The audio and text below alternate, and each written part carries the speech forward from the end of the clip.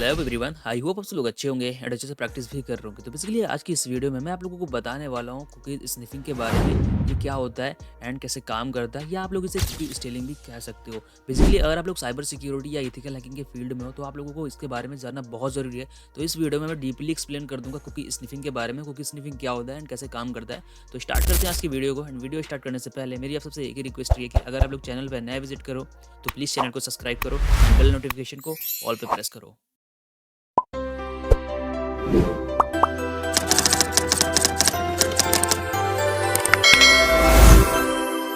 तो सबसे पहले तो आप लोग ये मान लो कि आप लोग यूज़र हो एंड आप कभी भी किसी वेबसाइट पे लॉगिन करते हो तो आप लोगों को एक यूज़र नेम एंड पासवर्ड की ज़रूरत पड़ती है, ठीक है, राइट।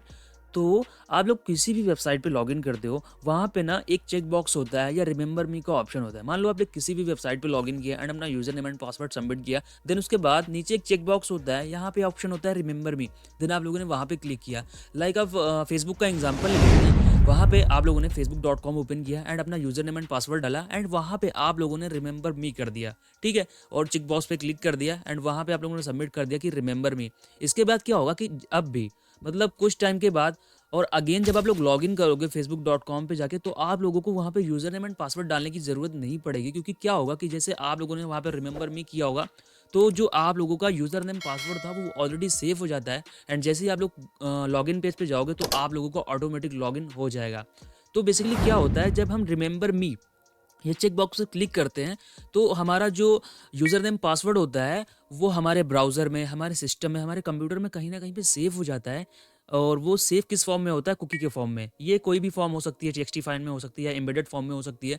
तो जिससे क्या होता है कि जब हम रिमेंबर मी पे क्लिक करते हैं तो हमारा जो डेटा होता है, मतलब जो हमारा पासवर्ड होता है, जो यूज़र नेम होता है, वो हमारे ब्राउज़र में सेव हो जाता है कुकी के फॉर्म में।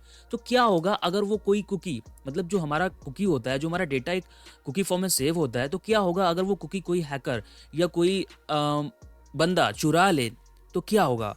वही मैं आप लोगों को बताना चाहता हूँ कि अगर वो कोई कुकी चुरा लेता है तुम्हारे ब्राउज़र से, तुम्हारे सिस्टम से, तो वो तुम्हारे अकाउंट को लॉगिन कर सकता है विदाउट यूज़र नेम पासवर्ड डाले हुए। बेसिकली क्या करेगा, तुम्हारे सिस्टम से, तुम्हारे ब्राउज़र से क्या करेगा, वो कुकी को चोरी कर लेगा एंड अपने ब्राउज़र में, अपने सिस्टम में उसे स्टोर कर लेगा एंड स्टोर करने के बाद जैसे ही ब्राउज़र को रिफ्रेश करेगा तो तुम्हारा अकाउंट का एक्सेस सारा का सारा उसके पास चला जाएगा, वो अकाउंट को लॉगिन कर पाएगा।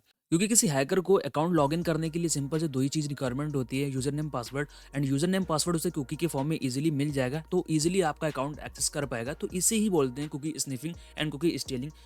देखो, जो ज़्यादातर अटैक होते हैं किसी इंडिविजुअल पे ऊपर तो इसी तरह से होते हैं। देखो भाई, हैकिंग जो होता है वो कोई बहुत बड़ी चीज़ नहीं होती है बस, लेकिन ये मैटर करता है कि आप उसे किस तरह से करते हो, ठीक है, आप लोग किस तरह से उसे सोचते हो। यही थिंकिंग आप लोगों को बहुत बड़ा हैकर बनाती है।